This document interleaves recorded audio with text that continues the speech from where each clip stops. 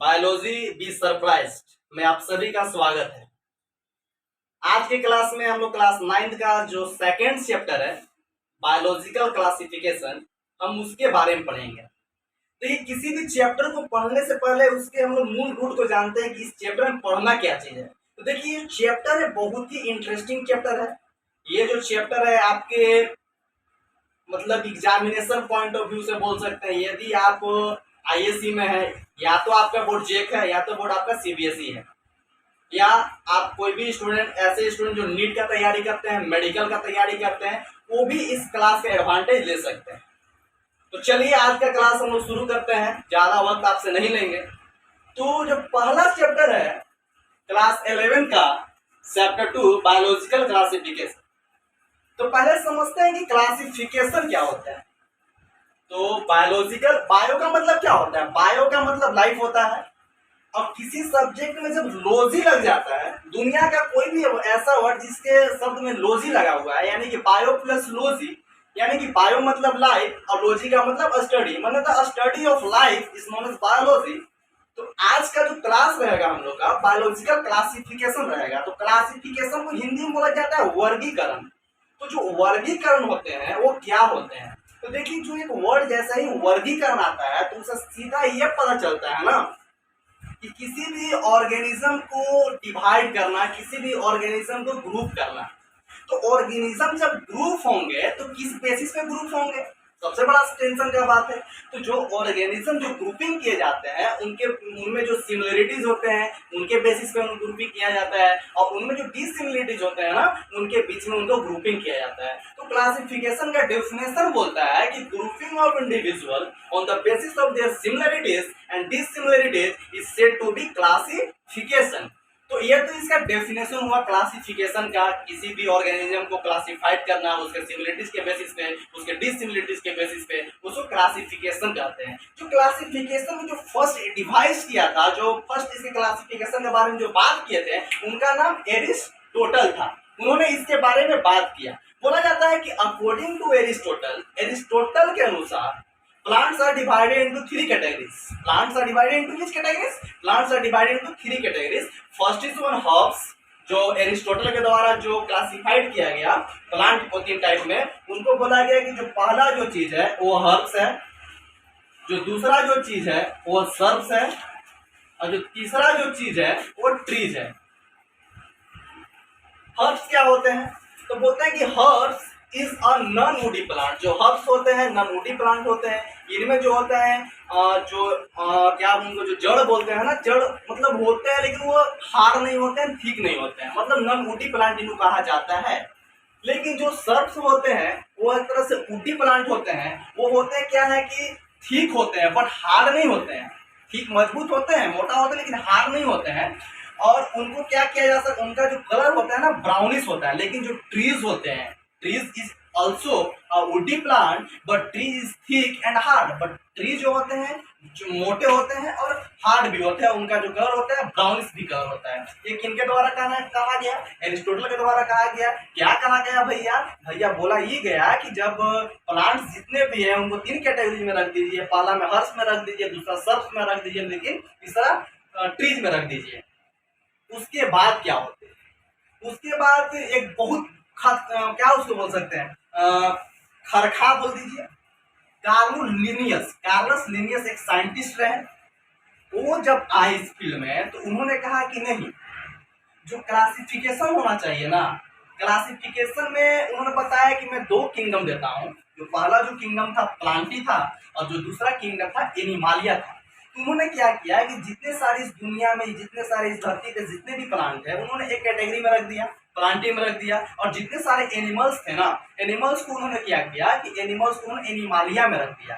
और उन्होंने एक चीज क्या किया कि ऐसे एनिमल, और जो एनिमल्स थे उनको 2 चीज में बांटा। पहला क्या बताया कि ऐसे एनिमल जिनमें रेड ब्लड सेल हैं और ऐसे एनिमल जिसमें रेड ब्लड सेल नहीं है। The animals which have red blood cell and the animals which have not red blood cell. मतलब जिसके पास रेड ब्लड सेल है, एनिमल्स के बारे में बात करते हैं, एनिमालिया के बारे में बात करते हैं, जिनका कहना कार्ल लिनियस का था कि ऐसे एनिमल्स जिनमें रेड ब्लड सेल है उनको एक कैटेगरी में रख दीजिए, और ऐसे एनिमल्स जिनमें विदाउट रेड ब्लड सेल है, जिसमें रेड ब्लड सेल नहीं है, उनको एक कैटेगरी में रख दीजिए। इनका क्या नाम था? कार्नोस लिनियस का क्या नाम था, किसके बेसिस पे क्या नाम था, क्लासिफिकेशन के बेसिस पे क्या नाम था। चलिए यहाँ तो हम लोग एरिस्टोटल के बारे में पढ़े, कार्नोस लिनियस के बारे में पढ़े, लेकिन देखिए किसी भी चीज में चेंजिंग कब आता है, कोई भी चीज है इस धरती पे तो उसमें चेंजिंग कब आता है। सब ठीक है, मेरा नाम XYZ है, तो हमारे में नाम में चेंजीकरण कब आएगा, यानी कि हमारे नाम में किसी भी तरह का कोई भी त्रुटियां होंगी, कुछ कमियां होंगी, तभी तो मेरे नाम में चेंजिंग आएगा, अदरवाइज मेरे नाम में तो कुछ चेंजिंग नहीं आएगा, सिंपल सी बात है। तो जब दो ही किंगडम दे दिया गया तो फिर क्यों भैया किंगडम प्रोटिस्टा बना, किंगडम मोनेरा बना, किंगडम फंगी बना, ये तो कहने वाली बात है ना कि भैया जब प्लांटी एनिमल हमको मिल गया तो क्यों ये सबको दिए। लेकिन हुआ ये है कि इनमें कुछ कुछ गलतियां हुई, इनका कुछ ड्रॉबैक्स रहा, इनमें कुछ कमियां रही। कमियां जो रही, कमियां क्या रही कि प्लांटी में सारे प्लांट को रख दिया गया और एनिमालिया में सारे एनिमल्स को रख दिया गया। तो यहाँ पे देखा क्या गया ना कि ऐसे ऑर्गेनिज्म जो हेट्रोट्रोपिक्स है, यानी कि जो किसी पे डिपेंडेंट है, अब ऐसे एनिमल जो किसी पे डिपेंडेंट है जो कि ऑटोट्रोपिक्स है, उन दोनों को एक साथ में ही रख दिया गया। पहला चीज, पहला ड्रॉबैक्स था। दूसरा ड्रॉबैक्स इसका क्या था, इन दोनों का जब क्लासिफिकेशन किया गया, दूसरा ये था कि ऐसे ऑर्गेनिज्म जिनमें यूकैरियोटिक सेल्स हैं और प्रोकैरियोटिक सेल्स हैं, दोनों के एक साथ ही रख दिया गया।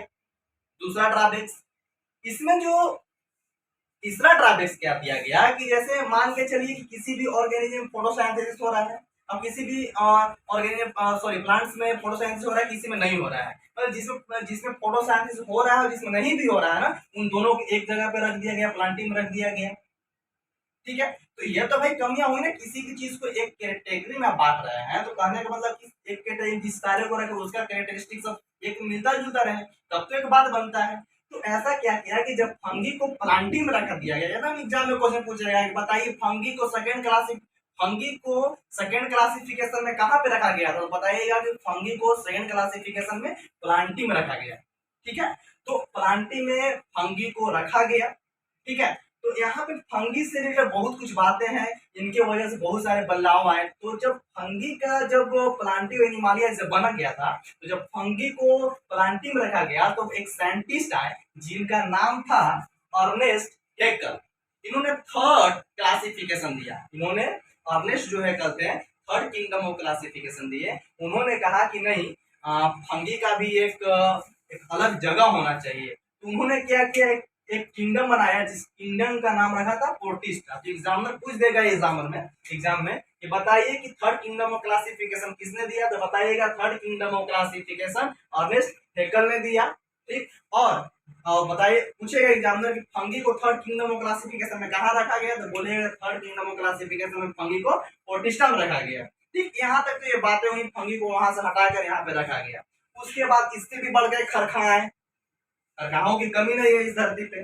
तो आए तो भाई क्या हुआ, उनके बाद एक कोपलैंड नाम के एक साइंटिस्ट है जिन्होंने फोर्थ किंगडम ऑफ क्लासिफिकेशन दिए। ठीक है, उन्होंने कहा कि नहीं भैया, उन्होंने कहा कि ना भैया, फंगी वही शूट कर रहा था। कहाँ शूट कर रहा था, प्लांटी में। शुरुआत में तो प्लांटी में था ना, तो फिर कोपलैंड आगे बोलते हैं कि नहीं, आप जो प्रोटिस्टा में इसको रखे हैं ना, ये गलत जगह पर रख दिए हैं, इनको क्या कीजिए कि फिर से वहीं रखिए। अब बताइए भैया, फंगी का भी तो एक इज्जत है, अभी कभी आप यहाँ रख दे रहे हैं, कभी आप वहाँ रख दे रहे हैं, फिर कर दे रहे हैं वहाँ रख दे रहे हैं। तो फंगी का भी हम सोचते हैं तो उसका भी भाई एक घर होना चाहिए, उसका भी एक फैमिली होना चाहिए। तो एक बहुत ही जबरदस्त साइंटिस्ट आते हैं हमारे बीच में जिनका नाम RS विटकरे होते हैं। ये जो है यहाँ पे देख लीजिए आप, RS विटकरे। उन्होंने क्या किया कि फिफ्थ किंगडम ऑफ क्लासिफिकेशन दी, उन्होंने फिफ्थ किंगडम ऑफ क्लासिफिकेशन दिया और बोला कि नहीं, फंगी का एक अलग जगह होना चाहिए, फंगी का भी एक इज्जत है, सम्मान है। उसके लिए उन्होंने एक किंगडम बनाया जिस किंगडम का नाम रखा किंगडम फंगी। तो फिफ्थ किंगडम ऑफ क्लासिफिकेशन में सेटल कर दिया गया कि नहीं भाई चलो सबका अलग अलग जगह है। तो RS विटकरे ने इनको फिफ्थ किंगडम ऑफ क्लासिफिकेशन, जब किंगडम फंगी को एक अलग जगह दे दिया तो किंगडम फंगी भी खुश हो गया, चलो भैया हमको एक जगह मिल गया। उसके बाद हुआ क्या, सिस्टम में रेगुलेशन आ गया। उसके बाद हम लोग जितने भी सारे अभी पढ़ते हैं या पढ़ाते हैं, तो होने क्या लगा कि हम लोग उस चीज को फॉलो करने लगे। तो हमारा जो NCERT फॉलो करता है, fifth kingdom of classification follow करता है। ये जी सारी जो चीजें हम बताएंगे, हो सकता है कि आप जब कभी मेडिकल एग्जाम दें तो हो सकता है कि नीट में ऐसा ऐसा क्वेश्चन पूछ दे। इस चलते मैंने थोड़ा एडिशनल चीजों को इस चैप्टर में ऐड किया।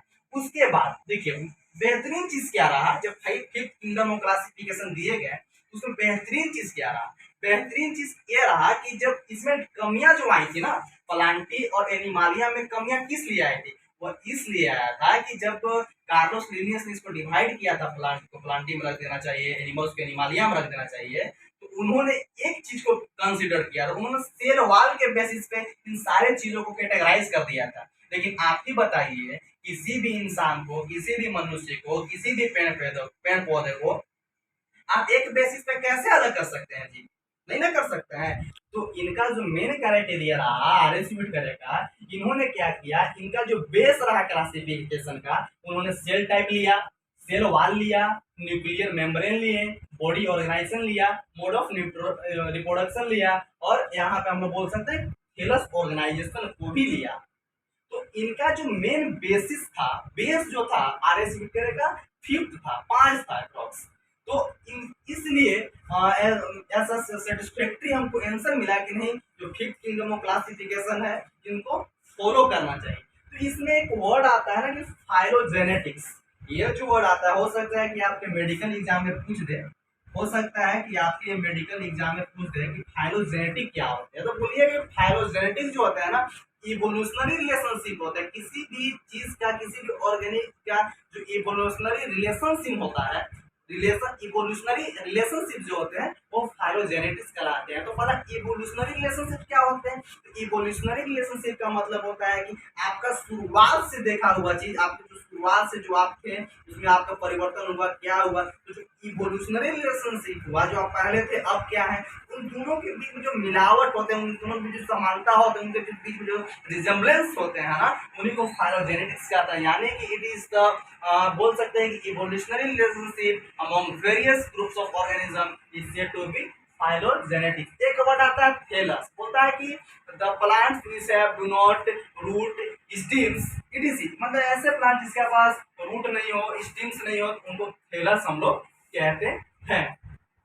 ये सब बातें रही बायोलॉजिकल क्लासिफिकेशन के क्लास 11 के जो चैप्टर है। इसके बाद हम लोग जो नेक्स्ट क्लास पढ़ेंगे दोस्त, नेक्स्ट क्लास में हम लोग बताएंगे कि क्लासिफिकेशन की कितने सारे स्टेप्स हैं। उसके बाद हम लोग पढ़ेंगे किंगडम मोनेरा क्या होता है, किंगडम प्रोटिस्टा क्या होता है, किंगडम फंगी क्या होते हैं, इनके क्या क्या कैरेक्टरिस्टिक हैं। और एक चीज और इस चैप्टर में जो आपको कंसेप्ट के लिए जानना ये जरूरी है कि यूकैरियोटिक सेल्स क्या होते हैं एंड प्रोकैरियोटिक सेल्स क्या होते हैं। तो देखिए, तो eukaryotic cells and prokaryotic cells को कैसे याद कर सकते हैं?